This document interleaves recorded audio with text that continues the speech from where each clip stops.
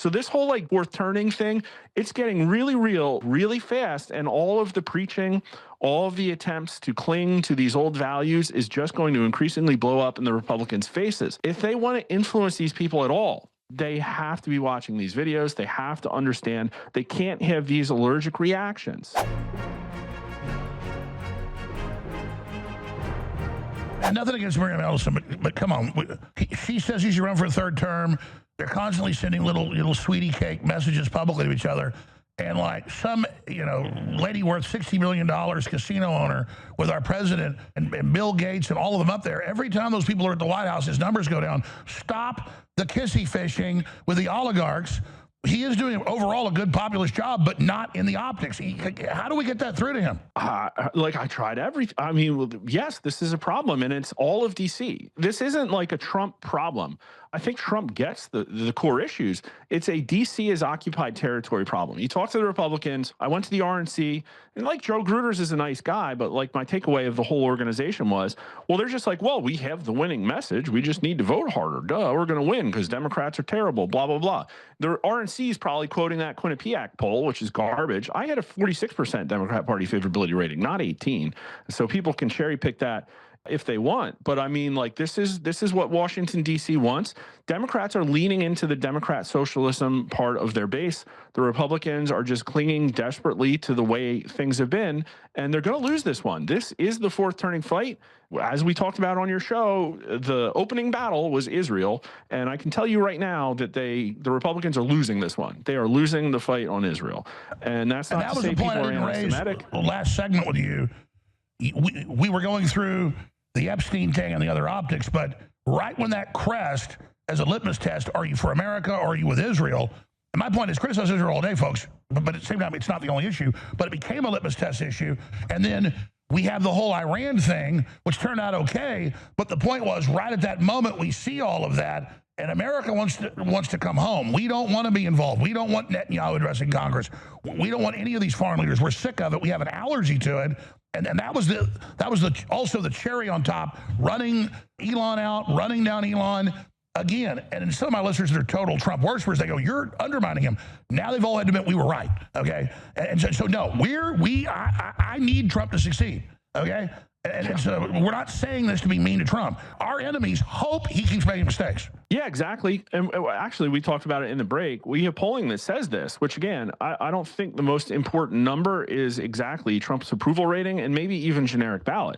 Because again, the politics are changing. Because we're fair, we asked people if Joe Biden was mentally and physically up to the job of being president. At this point in his term, only 41% agreed with that statement. But for Donald Trump, he's doing better. It's 49% to 48% who say they're not confident he's up to the job of president. So they're split, which makes sense. It's a split country, blah, blah, blah. But the most important question was, do you agree or disagree with this statement? President Trump understands the problems I'm facing every day. And so I would put this up there as one of the most important questions, again, because I think how vital authenticity is here, alongside the other one, which is, what do we need more of in Washington, D.C., business as usual or massive change? And Republicans won because there was a big signal there. People wanted massive change in Washington, D.C. They have to deliver it. But in this question, only 23% of America strongly agrees that Trump understands the problems they're facing every day. 45% strongly disagree. So he's underwater 22 points there. Only a combined total of 42% agree with that statement. He's underwater 13 points. That's worse than his job approval rating. So that's a perception, that's a data point of being out of touch. But with the 18 to 29s, only 15% strongly agreed, only 20% somewhat. So he only has basically 1 in 3 Zoomers say that this guy gets me. And it doesn't matter. Oh, Generation Z is the most conservative generation. It's not. They need their problems fixed. They want arrests. They want the rules broken. They're ready to hand over control to an AI. They want major industries nationalized. They want excess wealth confiscation. When you hear 6 in 10 conservatives under 40 saying, literally the question is, would you support or oppose a program to confiscate excess wealth, including second homes and boats, in order to give young people a home buying program? And who's that money coming from? It's coming from the boomers. So this whole like day of the pillow thing, this whole fourth turning thing, it's getting really real, like really fast. And all of the preaching, all of the attempts to cling to these old values is just going to increasingly blow up in the Republicans' faces. If they want to influence these people at all, they have to be watching these videos. They have to understand they can't have these allergic reactions. Oh, it's ageism. Oh, you need to work harder and pull yourself up by the bootstraps. Oh, conservatism is the best ideals. It served us, and we just have to cling to a system that's failed. The system has failed. Republicans have to understand that. And right now, Republicans are the system, even more so than Democrats. Very well said. Mark Mitchell, RasmussenReports.com, Honest Pollster on X. I know you got to go. Any other little tidbits that once you leave you would have wished you would have said? No, I mean, you know, I think JD really understands this stuff. I'm very positive about the way he's talking about this. I think he's increasingly going to be seen as a leader of like, okay, well, we had MAGA. MAGA was whatever was politically a winner at the time. That Trump's branding, shoot from the hip kind of stuff. But it needs to be more intentional. It needs to be more of a plan. And the numbers are really starting to show it. We just did another GOP primary matchup, and among Republicans, he's at 63% to 10%, the next highest person.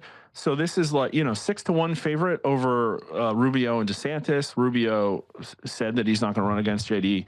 So the writing's like kind of on the wall here. It's his to lose.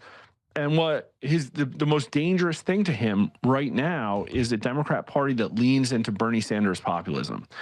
And so this is the fight for 2028. I have no idea what's going to happen in 26. I think a lot of stuff could happen that's bad, and maybe we'll dodge a bullet. But in 28, it's going to be, in my opinion, if we get there without shooting at each other, if we get there without blue states like undermining the federal government, because right now I think we should be declaring national emergencies. We should be sending in those armed IRS agents that Biden gave us. We should be sending those people into Minnesota to crack down on all the fraud.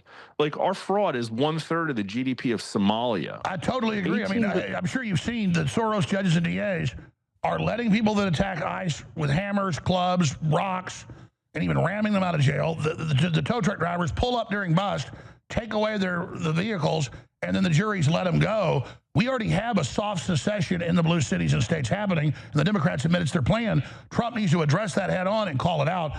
Not just talk about the illegals, but talk about these governors and mayors that are literally trying to cause an insurrection. We did tariffs. We blew up the global economy, and people were okay with it because it was for the right reasons. We sent National Guards to the cities, the blue cities, and people were okay with it. They supported this because it was for the right reasons. State of emergency, bring in the military. We declare states of emergency over $10 billion damages from hurricanes. What about $18 billion in fraud? What about California that everybody knows is 10 times worse? This is literally the death of the republic, and we're talking about, oh, one judge stopped us. And so, again, we can play by the rules. We can, in my opinion, my politics, like I said, I'm not a strict constitutionalist. I'm what America needs. That's what I support, unless it's stupid or evil. And I don't think it's stupid or evil to say that the Constitution isn't a suicide pact. I don't think that's the case. Get rid of the filibuster? I don't think that we should all, 100%. Now, America doesn't really even know what that means, but I think it's the most principled thing to do. I think the Democrats are going to do it if they can, unless a deal was made behind the scenes. But are we really going to let non-constitutional rules that exist, mostly probably just to help, senators sell their vote, are we going to let those rules bring us to the brink of a civil war? For those that don't know, it should be a 51-49 vote. And it gives the Senate power. It's undue. It's a corrupt thing. Yeah. And the Democrats are going to use it. Yeah, that's the point. The whole point is to remove the governors so that you can do what you were elected to do, actually pass laws. And the protection against the Democrats using the filibuster against you is that you did a good job, and so people vote for you again. That's the way it's supposed to work. So again, it's clear we're not. It's time to break the glass and get the fire axe out. Mark Mitchell, incredible interview. Thank you so much. Thank you. Great to be back. Thank you.